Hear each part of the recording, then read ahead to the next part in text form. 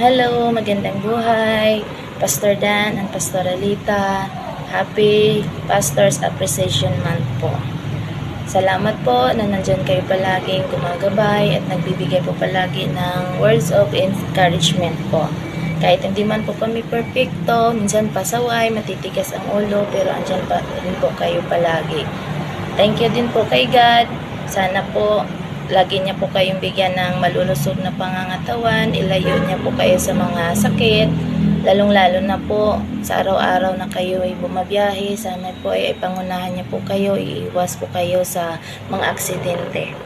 Nawa po, bigyan pa kayo ni Lord ng marami pang taon dito sa mundo para magkakasama pa po tayo ng matagal.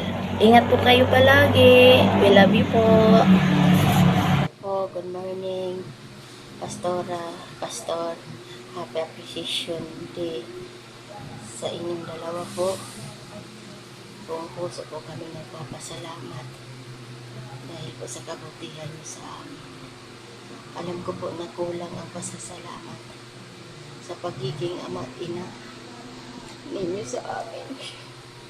Kayo po ang aming naging ama at ina na pangalawa.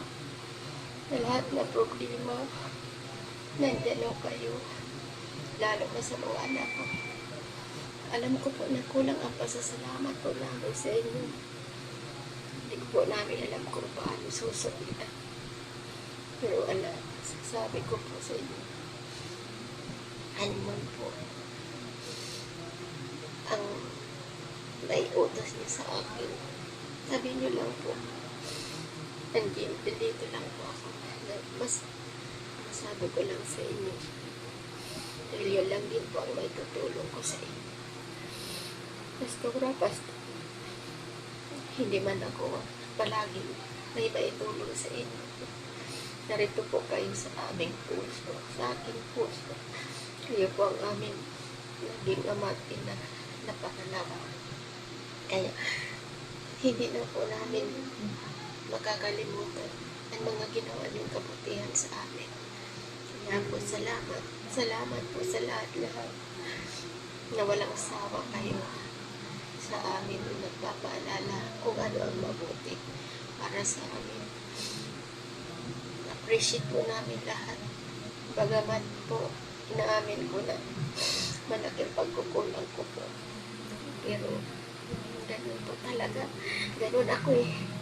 Ganun ako talaga, Pastora. Pasensya na po, Pastora. We love you. Mahal naman po namin kayo.